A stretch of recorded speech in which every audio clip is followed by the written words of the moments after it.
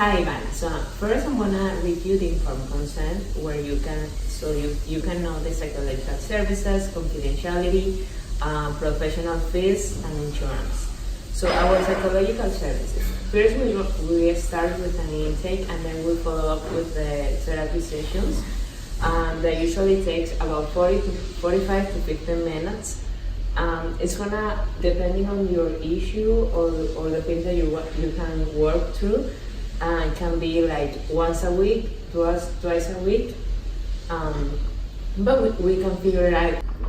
Confidentiality is the most important part. So I will disclose no information about you or the fact that you are my client, except in legally mandated situations.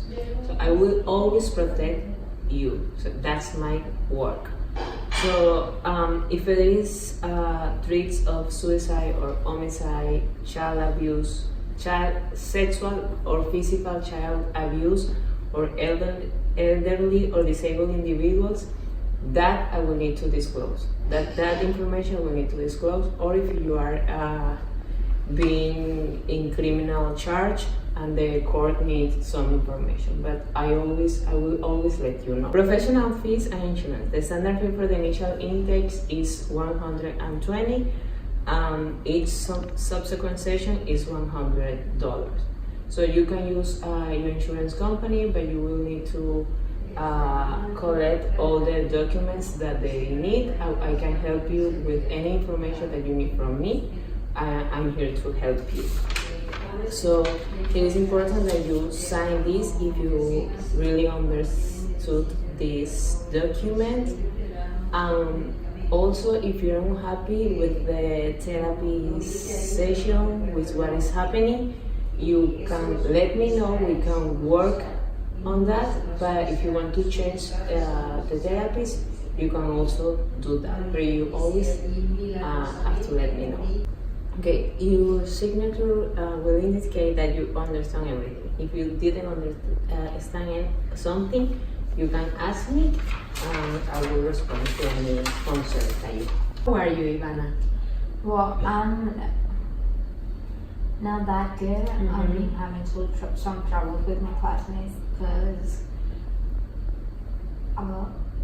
a few years ago I suffered low self-esteem because I was bullied. And that was in what year? When I was in 8th grade. Right now I'm a sophomore, so I'm in 10th grade. Mm-hmm. Yeah, it was like 2 years ago. And the kids were really mean to me. They were always saying things to me that will affect me, and I actually started doing things that were not right. Like I was cutting myself. And right now I'm smiling at you, but I actually felt so bad, and I didn't speak to anyone. Why do you do that? Like, what led you to do that? I think I was trying to catch everybody's attention because no one was paying attention. So it was a way to tell them, hey, something's wrong, because like I'm hurting myself. So you feel alone and sad? You were feeling like that? Yes. And the thing was that I didn't have anyone to speak about. So I tried to make them notice that I wasn't good, and but they didn't notice that. So I started to save all that I was feeling, and I started to have like anger issues, I guess. And right now I'm having a problem with my classmates because like they can say anything to me because I will respond in a like I'll try to hit them and things like that. And so let me see if I understand. So you respond like that with your classmate that you are with right now is because everything that happened in the past? Well, I guess so, because right now it's like I hate everyone because every time I see people, like it's like, because my friends, like my classmates, because they're not my friends, they're the same one I had when I was in 8th grade.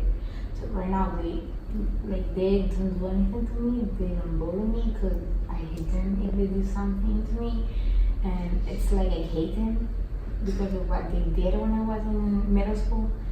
And So it's like you haven't like forgive them because everything that happened in that year. So I guess you are feeling overwhelmed, angry, and that leads you to respond like that. yeah, it's like when I see their faces, I just remember them yelling at me and telling me things that hurt me. And my parents, when I see them, because actually I try to not to do that with my parents, but sometimes I just wanna, like, I feel like I'm going to. And what will happen if you relieve that anger with doing something like an extra activity or something like that? Have you tried that?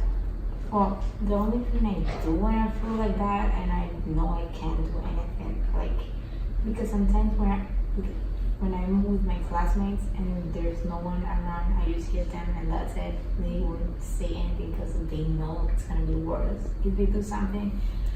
But with my parents, I can't because they will, like, they will get really mad at me, and that'll be a problem.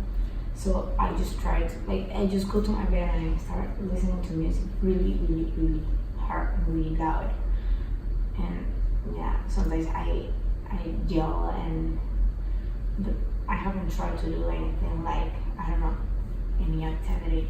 I haven't. Have you tried to talk with them about how you feel and how you felt? They're always busy. They can never be with me. They never have time to listen to me. And what about when they try to approach you? They never try to. It's like they just get home. My mom makes the food. My dad just asks me like, "Do you have good grades?" And I show them to him, and that's it. That's what they all care about.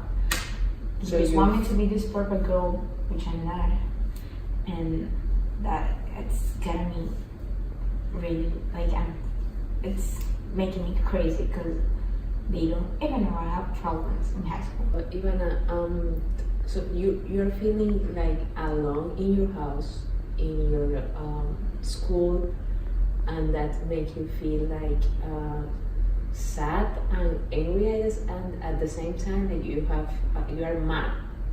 Yeah, it's like sometimes, like, I try not to be sad. I try to be just angry. I just try to be this strong girl. Like, I don't care about anyone. Like, everyone can go and I don't care, you know. Like, you're just bullshit to me. And that's it.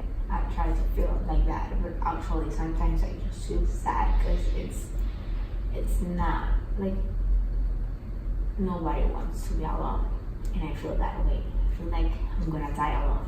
I feel like you are building like a wall so nobody hurts you, and that's why you are feeling alone and you are feeling mad and kind of depressed. Yeah, it's maybe you're right. Maybe I'm just building a wall, but the thing is that,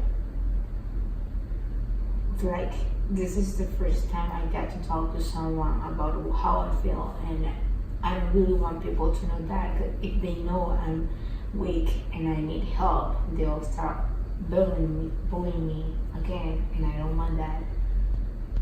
You know, it's like I built this wall, but it was because I needed to. Because if I show myself weak and this girl who needs help, they'll just start laughing at me. They're gonna start doing things to me like when I was in middle school. We're gonna work through this. I know you're gonna feel better because you haven't talked to anyone and you're relieving some information, you are relieving some like stress, and that's words that are coming out will make you feel better.